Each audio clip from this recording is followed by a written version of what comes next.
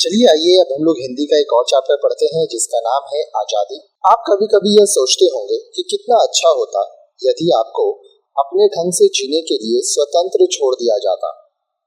जब कभी आपको कोई टोकता है तो आपको बुरा लगता होगा, आप शायद नाराज भी होते होंगे उस पर। आप पर किसी तरह का बंधन न होता तो आप अपनी मर्जी के मालिक होते, जैसा आप चाहते वैसा कर पाते, जहां घूमना फिरना चाहते अपनी इच्छा के अनुसार कर पाते। लेकिन आप यह भी जानते हैं कि कुछ पाने के लिए मेहनत आवश्यक है, कुछ बनने के लिए अनुशासन जरूरी है। आज जिसे आप आजादी समझ रहे हैं वह कल अनुशासन के अभाव में बंधन बन सकती है। किसी भी व्यक्ति के लिए आजादी के क्या मायने होते हैं, आजादी के संदर्भ में उसकी क्या क्या जिज्ञासाएं होती हैं। आइए इन सवालों से परिचित होने के लिए मलयालम के प्रतिनिधि कवि बालचंद्र चुल्लिकाड की कविता का आनंद उठाएं। आइए पहले देखते हैं यह जो कविता है इसको पढ़ने का हमारा उद्देश्य क्या है। इस कविता को पढ़ने के बाद आप आजादी के सीमित और व्यापक संदर्भों की व्याख्या कर सकेंगे, साहस और कर्तव्य निष्ठा का आजादी से संबंध स्थापित कर सकेंगे, जीवन में अभिव्यक्ति के महत्व का उल्लेख कर सकेंगे, ज्ञान, कर्म, बलिदान और जीवन का कारण कार्य संबंध स्पष्ट कर सकेंगे। आजादी के संदर्भ में श्रम और स्वप्न तथा कर्तव्य और अधिकार के संबंधों की व्याख्या कर सकेंगे, कविता के काव्य सौंदर्य का उल्लेख कर सकेंगे। तो आइए हम लोग मूल पाठ की तरफ बढ़ते हैं। अब देखिए, इससे पहले कि मैं आपको मूल पाठ पढ़ाऊं, कुछ शब्द का मतलब बताता हूं। उस्ताद मतलब गुरु, शागिर्द शिष्य चेला, चरागाह पशुओं के चरने का स्थान, बछड़ा गाय का बच्चा, दिशा ओर तरफ, मुसाफिर यात्री, लैंप पोस्ट बिजली का खंबा, निश्चिंत बेफिक्र बिना चिंता के। आगे मैं आपको और शब्दार्थ बताते जाऊंगा। आइए इस कविता को एक बार ध्यान से पढ़ते हैं।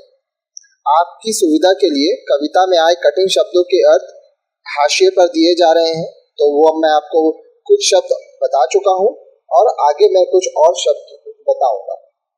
आजादी। उस्ताद जी, आजादी क्या होती है? पूछा दर्जी से उसके शागिर्द ने। क्या वह चारागाह में उछल कूद मचाता नन्हा सा बछड़ा है, या सूरज में घोंसला बनाने को उड़ती जाती चिड़िया, या उत्तर दिशा में दौड़ती सीटी बजाती रेलगाड़ी, या अंधेरे में चलता मुसाफिर जिसकी कामना करता है वह लैंप पोस्ट, निश्चित नींद, या इस अनंत कपड़े शाश्वत रूप से गतिमान पहिए और कभी न रुकने वाली सुई से मेरी मुक्ति। आइए कुछ और शब्द देखते हैं। अनंत, असीम जिसका अंत ना हो, शाश्वत नित्य जो सदा बना रहे, मुक्ति बंधन से छूटने की अवस्था या भाव, तन्हाई अकेलापन, महफिल सभा जलसा, पनाह रक्षा बचाव, कर्मठ काम में लगे रहने वाला, बलिदान त्याग, बलिदानी बलिदान करने वाला, उलझन बाधा समस्या चिंता। दर्जी ने जवाब दिया, आजादी का मतलब है भूखे को खाना, प्यासे को पानी, ठंड से ठिठुरते को ऊनी कपड़ा और थके मांदे को बिस्तर। आजादी कवि के लिए शब्द है, शिकारी के लिए तीर, तन्हाई के मारे के लिए महफिल है, डरे हुए के लिए पनाह। आजादी यानी अज्ञानी को ज्ञान, ज्ञानी को कर्म, कर्मठ को बलिदान और बलिदानी को जीवन। पर जो कपड़े नहीं सिएगा सपने भी नहीं देख सकेगा। सुई की चमकीली नोक पर टिकी है आजादी। आजादी वह फसल है जिसे बनाने वाला ही काट सकता है, वह रोटी जिसे मेहनती ही खा सकता है, यह वह कपड़ा है जिसे दर्जी ही पहन सकता है। यह कहकर दर्जी फिर से कपड़े सीने लगा। शागिर्द की उलझन दूर हुई और वह सुई में धागा पिरोने लगा। मूल लेखक बाल चंद्रन चुल्ली काट, अनुवाद असद जैदी। आइए समझते हैं। आइए अब हम कविता के पहले अंश का भाव समझने के लिए एक बार फिर से पढ़ लें। उस्ताद जी, आजादी क्या होती है? पूछा दर्जी से उसके शागिर्द ने। क्या वह चारागार में उछल कूद मचाता नन्हा सा बछड़ा है, या सूरज में घोंसला बनाने को उड़ी जाती चिड़िया, या उत्तर दिशा में दौड़ती सीटी बजाती रेलगाड़ी, या अंधेरे में चलता मुसाफिर जिसकी कामना करता है वह लैंप पोस्ट? निश्चित नींद, या इस अनंत कपड़े, शाश्वत रूप से गतिमान पहिए और कभी न रुकने वाली सुई से मेरी मुक्ति? आइए अब इस अंश को हम लोग समझते हैं। अंश एक। जैसा कि आपने पढ़ा, इस कविता में दर्जी से उसके शागिर्द ने पूछा कि आजादी का क्या अर्थ है। इस सवाल के साथ साथ शागिर्द ने अपनी ओर से कई संदर्भों का वर्णन करके आजादी का अर्थ जानना चाहा। उसने अपने गुरु के सामने यह जिज्ञासा रखी कि क्या चारागाह में नन्हे से बछड़े द्वारा उछल कूद मचाने, बेफिक्र और खुश रहने अर्थात उच्च श्रृंखलता का नाम आजादी है?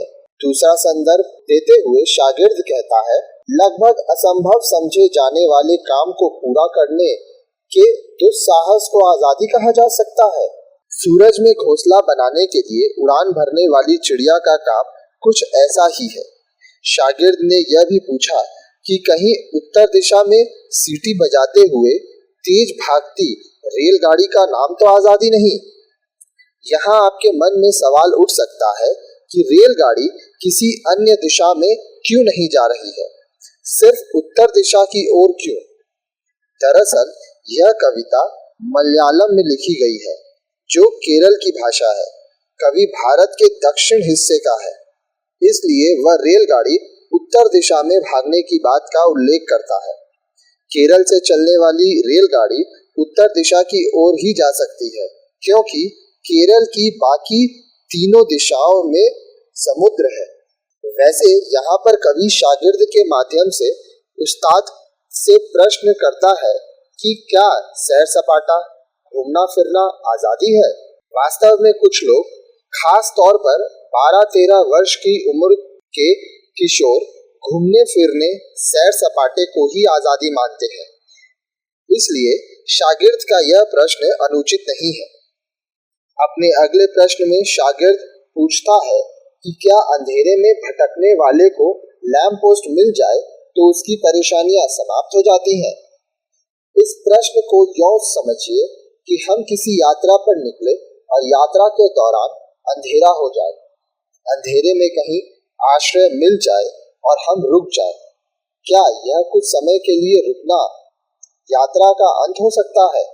ठीक उसी प्रकार शागिर्द यह पूछ रहा है कि क्या मुसाफिर का अंधेरे में किसी लैंप पोस्ट के नीचे रुकना आजादी है, मंजिल की प्राप्ति है? आजादी के बारे में अपनी जिज्ञासा व्यक्त करते हुए वह फिर पूछता है कि क्या निश्चिंत अर्थात बेफिक्र होकर सो जाने का दूसरा नाम आजादी है? इस तरह 5 प्रकार के संदर्भों का उल्लेख करने के बाद कविता का मूल बिंदु सामने आता है। यहाँ शागिर्द के मन में जो प्रश्न उभरे हैं वे उसकी चिंतन क्षमता को बता रहे हैं। शागिर्द अपनी मुक्ति या आजादी के बारे में पूछता है कि अनंत कपड़ों का ढेर, सिलाई मशीनों के निरंतर गतिशील हो रहे पहियों, कपड़ों पर अनवरत चलने वाली सुइयों से मुक्ति पाने का नाम तो आजादी नहीं है। आशय यह है कि क्या कर्म से मुक्ति की आजादी है? जरा सोचिए कि क्या आपके मन में भी देश में आजादी किस प्रकार की होनी चाहिए, इसके बारे में तरह तरह के विचार नहीं आते? लेखक की आजादी की व्याख्या के बारे में आप क्या सोचते हैं? आइए यहाँ तक का टिप्पणी देखते हैं। कविता के इन पंक्तियों के माध्यम से यह पता चलता है कि हमारे समाज में आजादी को अनेक संदर्भों में देखा जाता है। कभी कभी उन्मुक्तता, उच्च श्रृंखलता, मनमर्जी, सैर सपाटे, गैर जिम्मेदारी, तत्कालिक तथा सीमित लाभ और कर्महीनता को ही आजादी मान लिया जाता है। ये सारे संदर्भ व्यक्तिगत और मामूली आनंद से प्रेरित है। आजादी का अर्थ जिम्मेदारी का भाव भी लिए है, जबकि उपयुक्त संदर्भ गैर जिम्मेदारी लिए हुए है। शागिर्द अपने आसपास आजादी के जितने संदर्भ देखता है, उनका वर्णन करते हुए उस्ताद से पूछता है कि क्या ये सब आजादी के विभिन्न रूप हैं या आजादी कुछ और है। आइए अब हम लोग अंश 2 देखते हैं। आइए अब हम पाठ के दूसरे अंश को समझने से पहले उन्हें पुनः ध्यान पूर्वक पढ़ लें, जो हाशिए में दिया गया है। तो आइए दूसरा अंश मैं आपके लिए पढ़ता हूँ। दर्जी ने जवाब दिया, आजादी का मतलब है भूखे को खाना, प्यासे को पानी, ठंड से ठिठुरते को ऊनी कपड़ा और थके मांदे को बिस्तर। आजादी कवि के लिए शब्द है, शिकारी के लिए तीर, तन्हाई के मारे के लिए महफिल है, डरे हुए के लिए पनाह। आजादी यानी अज्ञानी को ज्ञान, ज्ञानी को कर्म, कर्मठ को बलिदान और बलिदानी को जीवन। आइए यह भाग हम लोग समझते हैं। आपके मन में यह जिज्ञासा अवश्य होगी कि शागिर्द के प्रश्न का दर्जी ने क्या उत्तर दिया। शागिर्द के सवाल को दर्जी ने ध्यान पूर्वक सुना। दर्जी के पास गहरे अनुभव है। उसने अपने अनुभवों के आधार पर बताया कि मूलभूत अनिवार्य आवश्यकताओं की पूर्ति ही आजादी है। मूलभूत जरूरतें हैं रोटी, कपड़ा और मकान, भूखे को खाना, प्यासे को पानी, ठंड से पीड़ित के लिए राहत पहुंचाने वाले ऊनी वस्त्र, थके मांदे के लिए बिस्तर ही आजादी है। इसके बाद दर्जी ने शागिर्द से कहा कि आजादी एक अभिव्यक्ति है जिसका माध्यम शब्द है। क्या आप जानते हैं कि शब्द या अभिव्यक्ति का आजादी से क्या संबंध है? जो हमें उचित या अनुचित लगता है और हम उसे सच्चाई से शब्दों में अभिव्यक्त न कर पाए, तो हम स्वतंत्र नहीं हैं। इसलिए हमारे समाज और देश में अभिव्यक्ति की स्वतंत्रता की बात प्राय की जाती है। हमारा यह कर्तव्य है कि जो हमें ठीक लगे और जिसे कहना समाज हित में आवश्यक हो, वह हम अवश्य कहें। इसके लिए कभी कभी साहस भी करना पड़ता है। शिकारी के लिए तीर के कमान आजादी का एक साधन है। शिकारी का तो अस्तित्व ही नहीं है यदि उसके पास तीर न हो। कवि यहाँ पर कहना चाहता है कि जीवन के लिए अनिवार्य साधन का होना भी आजादी है। अकेलेपन के कष्ट से मुक्त होना, भय से मुक्त होना भी आजादी है। अगली पंक्तियों में कवि ने ज्ञान, कर्म और बलिदान के कार्य कारण संबंध को स्पष्ट किया है। ज्ञान, कर्म और बलिदान के समन्वय से जीवन को स्वस्थ व सुंदर बनाया जा सकता है। अज्ञानी के लिए ज्ञान प्राप्ति ही आजादी है। कहा भी जाता है कि ज्ञान हमें मुक्त करता है। यहाँ मुक्त करने का आशय है सोचने विचारने की क्षमता को विस्तार देना। ऐसा विस्तार जो व्यक्ति को संकीर्ण या ओछी बातों से मुक्त करके विशाल हृदय वाला बनाता है। लेकिन ज्ञान कभी निष्क्रिय नहीं बनाता। ज्ञान को कर्म के बदलना भी जरूरी है।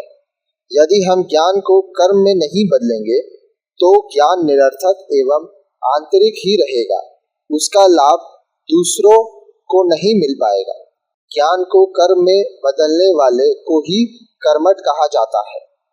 आप जानते ही हैं कि हमारे देश की आजादी के लिए जो महान लोग लड़े थे, उन्हें पहले यह ज्ञान हुआ था कि हम गुलाम हैं, हमें आजाद होना चाहिए। इसके बाद वे इस ज्ञान के आधार पर सक्रिय हुए और देश आजाद हुआ। इसके लिए उनमें से बहुतों ने कई तरह से त्याग बलिदान किया। किसी ने घर बार छोड़ा, कोई जीवन भर जेल में यातना सहता रहा, कोई फांसी पर झूल गया। कर्मठ को बलिदान, त्याग ही आजादी प्रतीत होता है। ज्ञान, कर्म और त्याग को कवि ने अत्यधिक महत्व प्रदान किया है, क्योंकि बलिदान करने वाले कभी मरते नहीं, वे सदैव जीवित रहते हैं। वे दूसरों को जीवन देते हैं और उनके द्वारा निरंतर याद किए जाते हैं। टिप्पणी: उस्ताद द्वारा शागिर्द को दिए गए उत्तर को पढ़कर आजादी के विषय में आपके जो विचार हैं उनका विस्तार हुआ है। आपको पता चला होगा कि आजादी बेकार की उछल कूद, उन्मुक्तता, स्वच्छंदता में या यह मान लेने में नहीं है कि मैं चाहे जो करूं। आजादी इसमें भी नहीं है कि हम ख्याली पुलाव पकाते रहें, अर्थात बेकार की कल्पनाएं करते रहें, इधर उधर निश्चित होकर घूमने और मान लेना कि यह आजादी है, भ्रम है, झूठ है। हमारे समाज में कुछ लोग ऐसी ही गतिविधियों को आजादी मानते हैं। इसलिए शागिर्द के मन में आजादी के विषय में जिज्ञासा हुई और उसने इसके समाधान के लिए अपने अनुभवी उस्ताद की शरण ली। शागिर्द को और हमें भी यह पता चला कि आजादी जीवन की अनिवार्यताओं से है। आजादी का अर्थ केवल अधिकारों को भोगना ही नहीं, बल्कि समाज तथा देश के प्रति कर्तव्य निभाना भी है। आइए आगे देखते हैं अंश 3। आइए अब हम कविता के अंतिम अंश को ठीक से समझने से पहले एक बार फिर से पढ़ लें। पर जो कपड़े नहीं सिएगा, सपने भी नहीं देख सकेगा। सुई की चमकीली नोक पर टिकी है आजादी। आजादी वह फल है जिसे बनाने वाला ही काट सकता है, वह रोटी जिसे मेहनती ही खा सकता है, यह वह कपड़ा है जिसे दर्जी ही पहन सकता है। यह कहकर दर्जी फिर से कपड़े सीने लगा। शागिर्द की उलझन दूर हुई और वह सुई में धागा पिरोने लगा। आइए यह समझते हैं। आपने जाना कि आजादी का व्यापक अर्थ क्या है। कविता के इस तीसरे अंश में दर्जी यानी उस्ताद ने आजादी को कर्म से जोड़ा है। कपड़े सीने का उल्लेख करते हुए दर्जी ने कर्म की ओर संकेत दिया है। कर्मठ व्यक्ति ही सपने देख सकता है। कहने का तात्पर्य जो व्यक्ति काम करता है वही सपने देख सकता है। कहने का आशय यह है कि जो परिश्रम करेगा उसी के सपने पूरे होंगे। सुई की चमकदार नोक पर आजादी टिकी हुई है, अर्थात कर्म करते रहने से ही आजादी है। कपड़े सिए जाएंगे, सुई चलती रहेगी, यानी कर्म जारी रहेगा, तो आजादी बनी रहेगी। आजादी को बनाए रखने के लिए कर्म का सर्वाधिक महत्व है। क्या आप समझ पा रहे हैं कि इस अंश में उस्ताद ने आजादी का संबंध सबसे पहले सुई की नोक से क्यों जोड़ा है? शागिर्द के प्रश्नों में अंतिम प्रश्न क्या था? याद कीजिए। शागिर्द का अंतिम प्रश्न था कि क्या इस कपड़े सीने वाली मशीन और सुई से मेरी मुक्ति आजादी है, अर्थात कर्म से मुक्ति आजादी है। कभी कभी निरंतर काम करते हुए हम भी थक जाते हैं और सोचते हैं बस अब और काम नहीं। लेकिन यह आराम की स्थिति कुछ देर की स्थिति है। हम फिर काम में लग जाते हैं। कर्म को हमेशा के लिए छोड़ा नहीं जा सकता। यही बात तो उस्ताद जी भी कह रहे हैं। कर्म करना ही आजादी है। आप जो भी काम कर रहे हैं आप उससे कुछ दिन के लिए छुट्टी ले सकते हैं, पर हमेशा के लिए नहीं। आपको काम करना ही होगा। उस्ताद का यह मत है कि जो कर्म नहीं करता उसे आजादी को भी भोगने का अधिकार नहीं है। यह बात अनेक प्रकार के उदाहरण देकर कहता है। कड़ी मेहनत करके धूप, बारिश, जाड़ा सहने के बाद किसान के खेत में फसल लहलाती है। उस फसल को काटने का अधिकार केवल किसान को ही मिलना चाहिए। रोटी उसे ही मिलनी चाहिए जो उसके लिए मेहनत करता है। ऐसा ना हो कि मेहनत कोई करे और खाए कोई और, बोए कोई और काटे कोई और। श्रम का उचित फल मिलना चाहिए। यह उचित फल आजादी का पर्याय है। इसके साथ साथ आजादी का दूसरा नाम कर्म है। कर्म ही आजादी है और परिश्रमिक का उचित फल प्राप्त होना ही आजादी है। इस प्रकार आजादी का वास्तविक अर्थ उसके विविध संदर्भ और श्रम तथा कर्तव्य के साथ उसके संबंध को स्पष्ट करते हुए दर्जी फिर से कपड़े सीने लगा। यहाँ पर उस्ताद का फिर से कपड़े सीने में लग जाना निरंतर कर्म करते रहने का संदेश देता है। उस्ताद का उत्तर सुनकर और उसे कर्मरत देखकर शागिर्द की परेशानियां दूर हुई। वह भी सुई में धागा पिरोने लगा।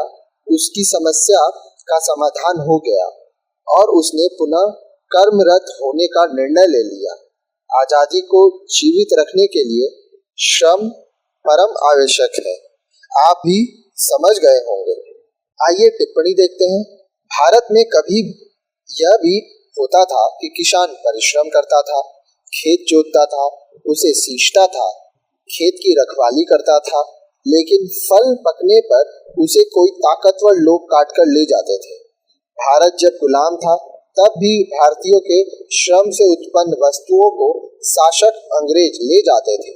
स्वाधीनता के बाद भी कहीं कहीं यह स्थिति बनी रही कि कुछ लोगों को श्रम का उचित फल नहीं मिला, इसलिए उन्हें वास्तविक आजादी नहीं मिली।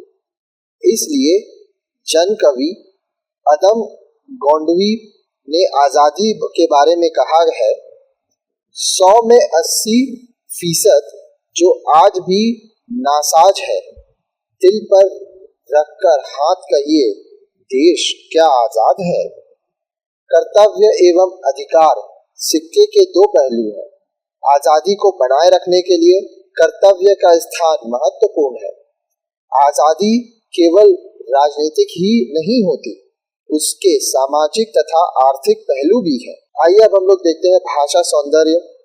कविता का आरंभ काम से थके शागिर्द की जिज्ञासा से होता है। चूंकि यह जिज्ञासा का संबंध पाठक से भी है, इसलिए यह कविता उसे आकर्षित करने की क्षमता रखती है। कविता प्रश्नों और उनके उत्तरों की श्रृंखला स्थापित करती है और इस श्रृंखला के अनुकूल लयात्मकता बनी रहे है, जो आजादी की वास्तविकता को स्थापित करती है।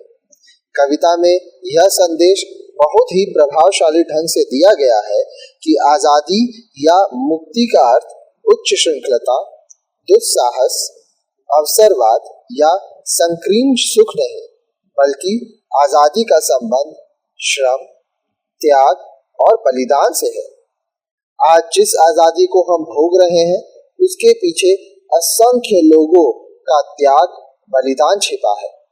उनके त्याग बलिदान ने हमें जीवन दिया है, वे हमारे भीतर जी रहे हैं। इसके साथ साथ कविता उन लोगों को अधिकार दिलाने की बात करती है जो श्रम करने के बावजूद इन अधिकारों से वंचित है।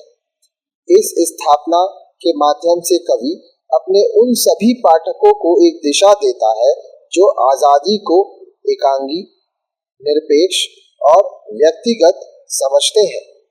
आजादी और कर्तव्य अर्थात श्रम के महत्व को जानकर ही शागिर्द के सारे भ्रम दूर हो जाते हैं और वह काम में लग जाता है। यह कविता प्रत्येक पढ़ने वाले को भी प्रभावशाली ढंग से यह प्रेरणा देती है। भाषा सौंदर्य और देखिए, कविता की भाषा सरल और सहज है। शब्द भी आसान और बोलचाल की भाषा के हैं। कविता में अरबी, फारसी और अंग्रेजी शब्दों का भी प्रयोग हुआ है।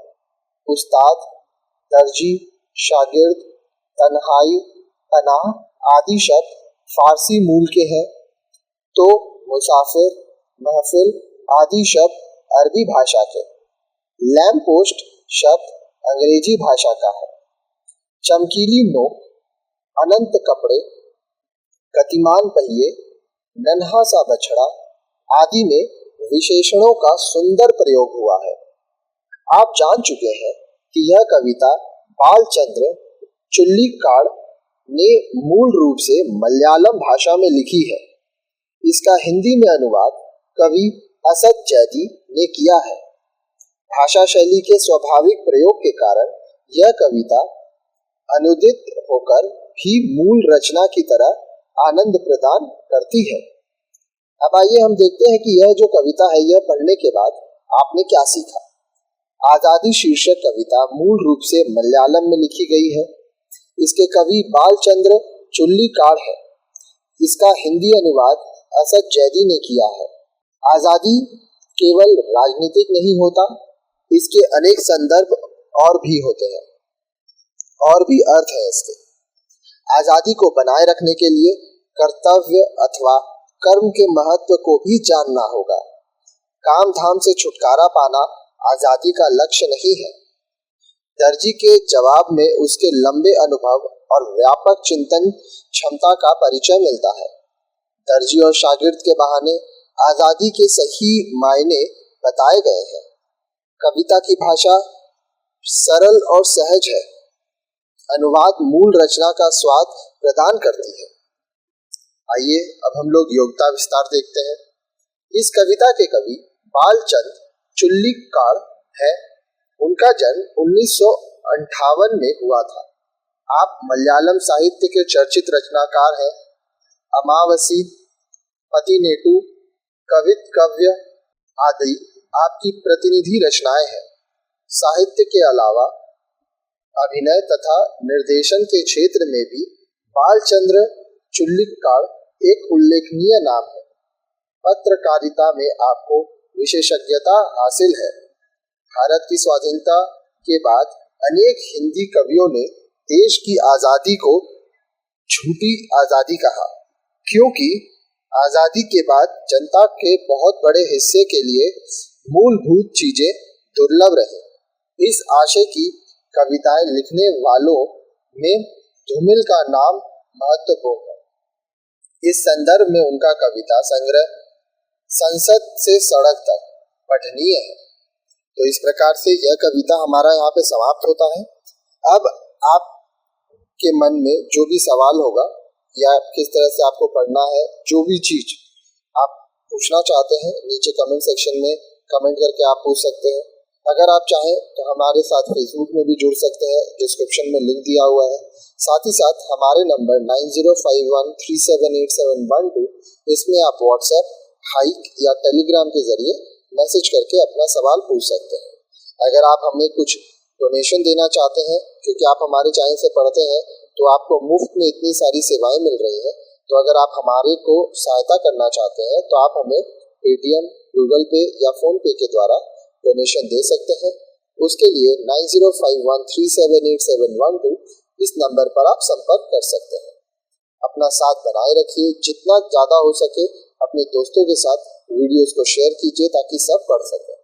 खुश रहिए, जिंदगी में कामयाब बनिए। धन्यवाद।